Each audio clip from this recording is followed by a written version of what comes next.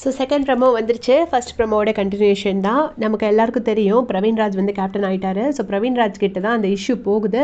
2 பேரும் தர்ணா பண்ணிட்டு இருக்காங்கல்ல, அதாவது பார்வதி வந்து அந்த இடத்துல கொண்டு கனியோட ட்ரெஸ்ஸை கையில் கொடுக்காம தரையில் வச்சுட்டாங்க அப்படின்னு.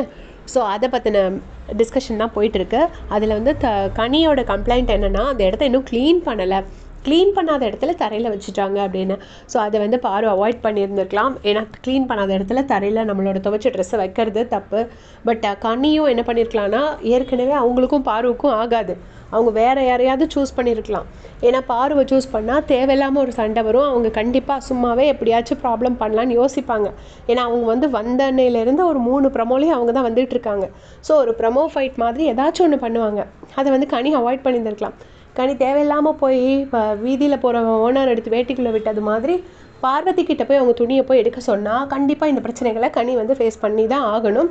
அதை வைக்கிறாங்க. கடைசி வந்து பார்வதி வந்து சரி சாரி நான் வந்து எடுத்துட்டேன், இப்போ என்ன சாரி சொல்லிடணும் அவ்வளோதானே, சாரி ராஜமாதா அப்படின்னு சொல்லிவிட்டு அப்படி உங்கள் சாரியை டெலிவர் பண்ணியாச்சுன்னு சொல்லிட்டு இப்படி கையெல்லாம் வச்சுட்டு ரொம்ப ஸ்வாகாக ஏதோ பண்ணுறாங்க.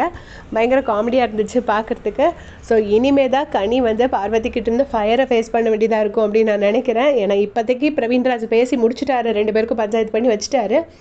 ஸோ டெஃபினட்டாக இதோட கான்சிக்வன்சஸை வந்து கனி ஃபேஸ் பண்ணுற மாதிரி பார்வதி நாளைக்கு வேறு ஏதாவது பெரிய வம்பாக இழுப்பாங்க. இன்றைக்கி சின்னதாக முடிச்சுட்டாங்க, நாளைக்கு நீ அடுத்து எவ்வளோ பெருசாக பண்ண போகிறாங்க அப்படிங்கிறத நம்ம பொறுத்திருந்தால் பார்க்கணும். உங்களுடைய கமெண்ட் சொல்லுங்கள்.